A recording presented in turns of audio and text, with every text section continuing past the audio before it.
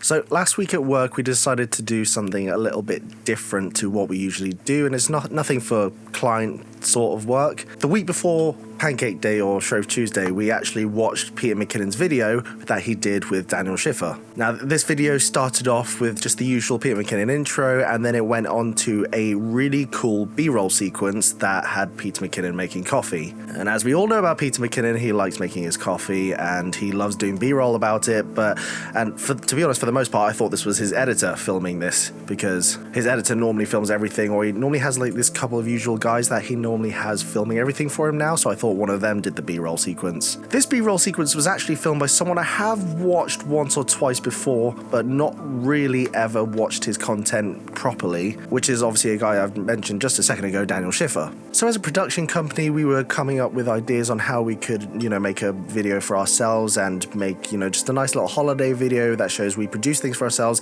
And we came up with a couple of other ideas, but in the end, actually, just before we wanted to shoot it or start, producing and planning what we were going to shoot, I saw this video and I brought it to my colleague, and he thought it was a really good idea if we could pull it off, and so that's what we went to do. So in the end, we decided to try and make a Daniel Schiffer styled Pancake Day video. Now, with something like this, it's not something I would normally like to plan and do. It's something I would like to do off the cuff, half of, and sort of bullet point, but not specifically plan everything that I want to do in the video. But being this is the first time we've tried anything like this, any sort of Daniel Schiffer style B-roll sequence, I wanted to at least, because I was directing this shoot, I wanted to plan every single shot and know exactly what the edit was going to look like before I even shot the video. So it started off with literally just me writing down, how to make pancakes again, writing the recipe down and writing the steps down on how to make it,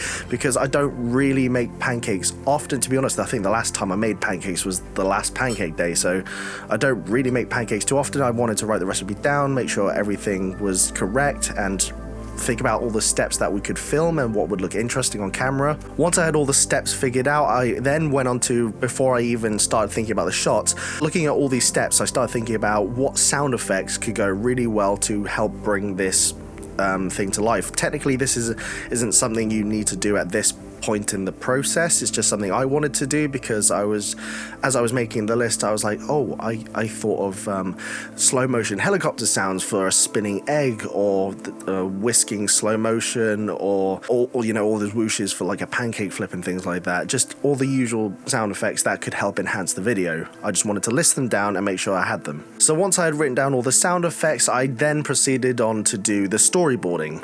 And I am in no means an artist, which you will clearly see from my storyboards, because I'm pretty sure 10-year-olds have doodled better than any of these. I was looking through each step of the recipe that I had written down and basically was thinking of what out of these steps could be interesting enough to film, or that I could bring something interesting out of, or add some interesting camera movement to, so that the video ends up being a little bit more exciting.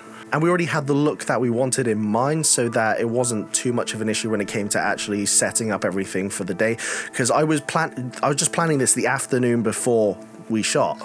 So the day before we shot, I was only planning for like the last 2 hours I was at work, and this is pretty much all I was doing because we wanted to make it look as nice as possible. So once we got the storyboard written down step by step, and we had the basic look in our minds on how we wanted the studio to look, we went about actually setting up the studio the next morning for the shoot. Well, actually, I actually did start the day I finished planning it, because I had a bit more time afterwards. We had the look in our minds and we started creating it. So utilizing what we had in the studio, we ended up flipping the white backdrop and turning it around, making it the black backdrop instead, because the table we wanted to use for the products was a white table, so we wanted that nice contrast between the white and the black so that nothing blended in with each other. Black and white, to be honest, is probably the smartest choices in terms of color, or shades if you will.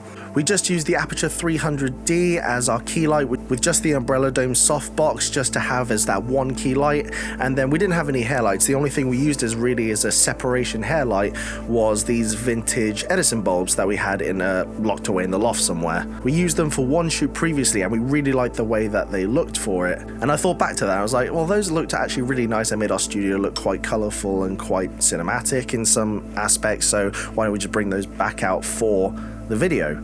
And that's what we did. So I just went into the loft, got them out, got a couple of C-stands, set them up, and just put 3 on each side, have some symmetry, because I knew the opening shot I had in mind for this video had to be sort of symmetrical in some way. And yeah, just did that until midday, had some lunch, and then we just went and shot away. Now, in the storyboard, I had planned for absolutely everything. So not only had I planned for the shots, I planned for what type of camera movement the shot was going to be, exactly what the subject was going to be doing during the video, exactly what kind of transition was going to happen from one shot to the next shot, so that I knew if I had to flick the camera away, or if I had to rotate it, or if I had to actually fully rotate it. Everything was meticulously planned, and that's why I think it came out as well as it did. I think there are a couple of things that I think we could have improved from the shoot, but for a small afternoon of planning and then a morning and an afternoon of setting up, yeah, I think it came out pretty well. So it's the other way. Yeah, perfect. Yeah, like that. All right, I'll start running because this should be... So that way? Yeah. And Anti-clockwise. yeah, so I'm just going to keep going. So when you ready? Okay, I was a bit too high then. And when you're ready.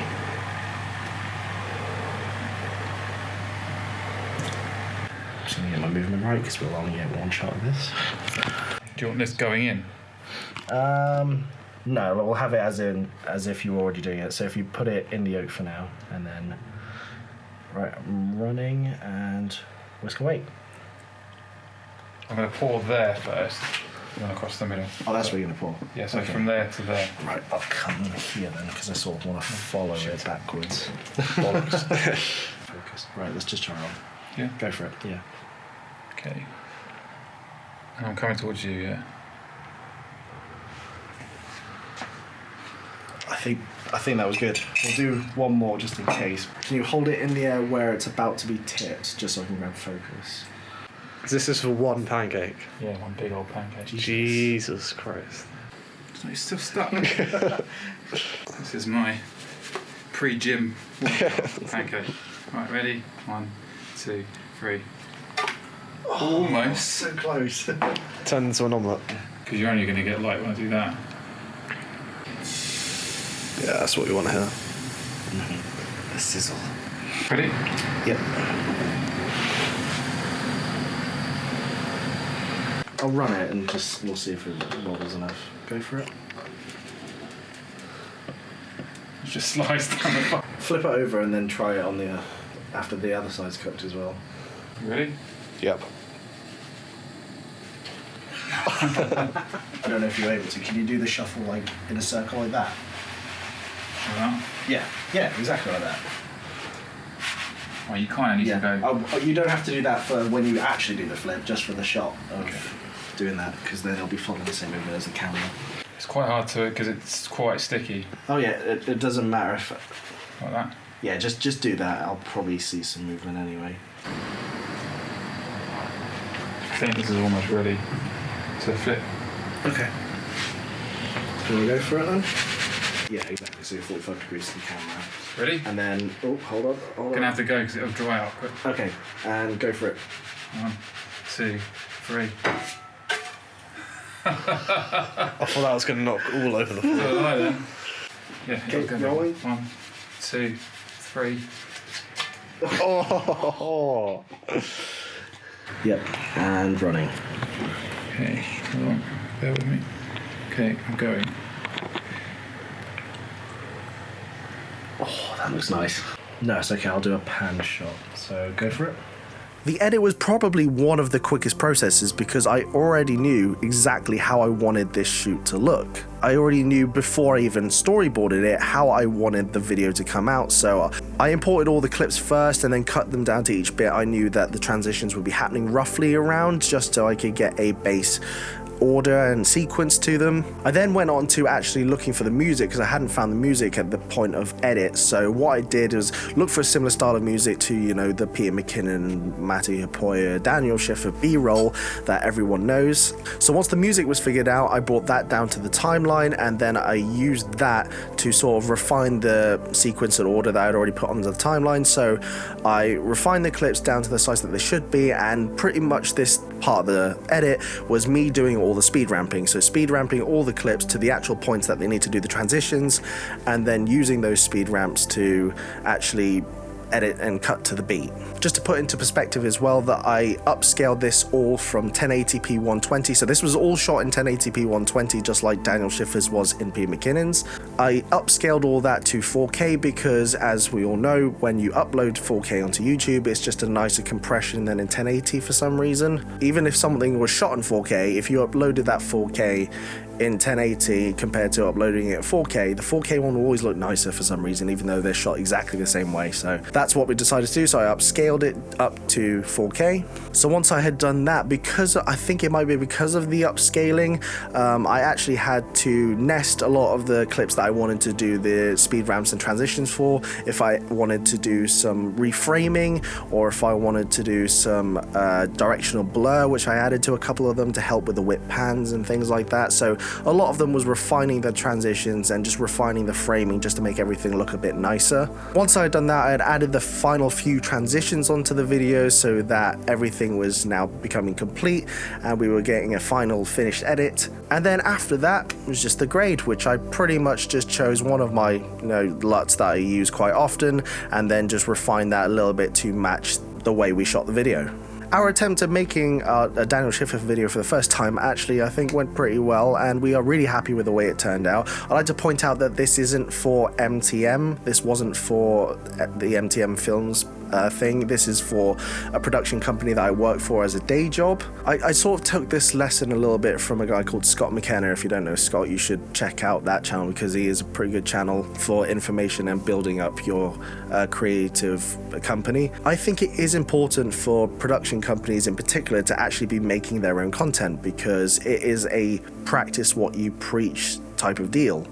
How are you supposed to convince other people and your clients that they should be making videos and that they should be hiring you to make their videos to enhance their social media and to get more eyes on their company? If you're not actually doing it yourself. If you're doing it yourself, then you have more of a leg to stand on. But if you're a company that's just making videos for clients, but you never actually do it for yourself, then, they'll probably be in the mindset of, well, why would I do that if you're not actually doing that yourself? So it's just a nice habit to get into for production companies. And we just want to point out that the content we're making for this channel isn't because of what I've just explained. I mean, yes, that is important, but as MTM, we're not really a production company now. We're trying to move pretty much just into filmmaking, and that is our passion, and that's what we want to do, and that's where we want to go with it. So anything we're making on here is purely really because we just want to share everything that we've made and how we made it, and talk about the things we like to do with film and video and why we do the things we do with film and video, and also just to have our opinions be heard and listened to, because this is a great platform for sharing what you think and having your opinion out there unchallenged and having people listen to it without having to have the debate straight away. So that's the kind of content we are going to be creating for this channel. Running. Whoa, that was pro. That was pro. Good night before.